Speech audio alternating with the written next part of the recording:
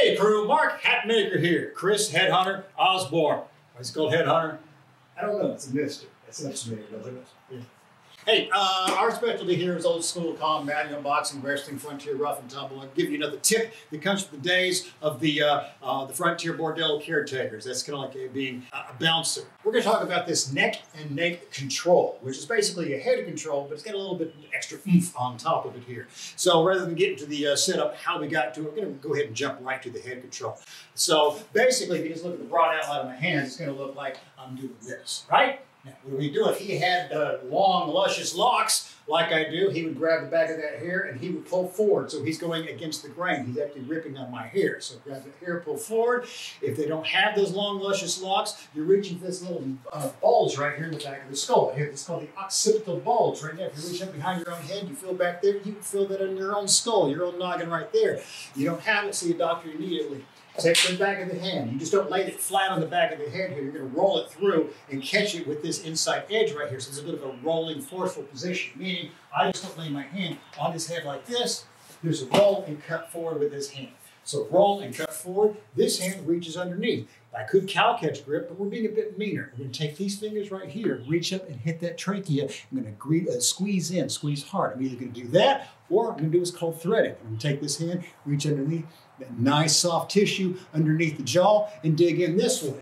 Hey, Jimbo here with a quick announcement. I've got some ultra brutal fight ending moves that I am not allowed to share with you here. They're ugly, vicious, lethal moves. They're also surprisingly simple to learn.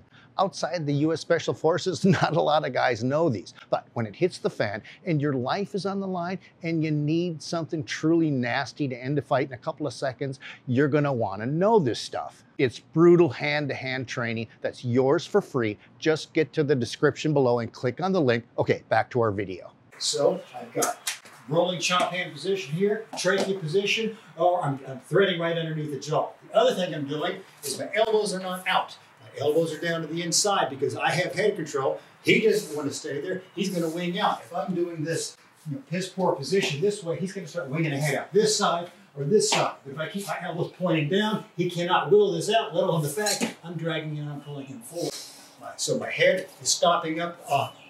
My chest is on top of his head, two elbows blocking out either side of his head. Now here's where the foresight comes in. You are this caretaker in this this brothel. You've asked this gentleman to leave. You've already done your setup. It could have been the asking to leave we've done on a prior clip. And you've got your head control and you've got to get him out of here. What the foresight is, the bounce has not even occurred yet. It's a little bit of thing we do to kind of ring his bell, let him know we're on our way out. Whenever I'm approaching him, I've already scouted out my territory. In this particular case, I have grabbed off with my left hand on the back of his head and my right hand forward right here. So this means whenever I'm going to do the bounce, I've got to do the bounce in the direction towards the back of the head, meaning if this left hand's the back of his head, I'm going to bounce into my left. If my right hand's the back of his head, I'm going to bounce into the right. What does the bounce mean? Well, it means then once I have this in here, and I take that back step, I'm going in this direction, and I'm putting his head into the upright. I'm putting it into the bar. I'm putting it into a turnbuckle. I'm putting it into a parked car. I'm putting it into an alley. To do that bounce, once we have those controls of that, again, my left hand's at the back of his head. I take a back step with that left leg, and I don't just pull with the head. I keep everything nice and tight. I keep it tight to my body. I hang on to it. And I let it go once we have the momentum with it. So super slow. If we'll take a look here, I'm going to put in, imagine, let's turn your attractive type inside of the camera. We're going to pretend the upright is right here. What I'm saying is I just don't release and try and guide his head this way. He'll stand up out of that. I turn with my whole body, and at the last moment, I give him a nice hail and hearty shove to put him in the bounce position.